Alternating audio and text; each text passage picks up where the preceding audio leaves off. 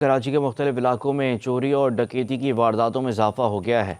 मुलजिमान चंद मिनटों में शहरियों को कीमती सामान से महरूम कर देते हैं, मगर पुलिस की पेट्रोलिंग ना होने के बराबर है। मज़ीद तफसीलात जानते हैं हमारे नुमाइंदे शायान अली से। शायान, बताइएगा कि क्यों इस वक्त तेज़ी आ गई है कराची शहर में स्ट्रीट क्राइम में इतनी ज़्यादा?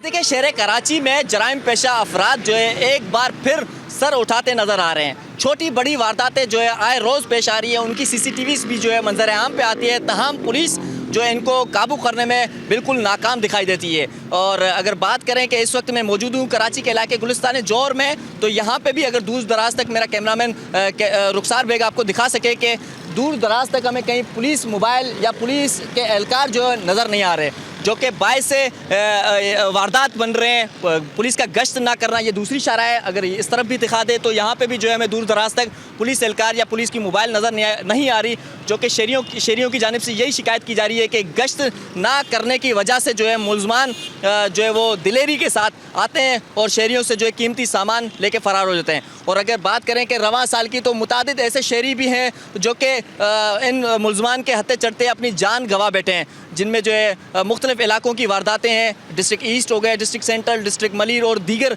इलाके भी जो है इसके जद में आए हैं। लेकिन पुलिस की हरकत जो है इस पर और इसको कंट्रोल करने में जो है वो अभी तक नज़र नहीं आ रही, जबकि शहरियों की जानिब से कहा जा रहा है कि पुलिस को चाहिए कि गश्त को बढ़ाएं ताकि मुलजमान में कुछ खौफ पैदा हो और वो इन वारदातों को अमल लाने से पहले जो है थोड़ा सा डरें, ताकि जो है वो शहरी अपनी जान और माल को जो है महफूज बना सकें। इसके लिए गश्त को मज़ीद बढ़ाना होगा।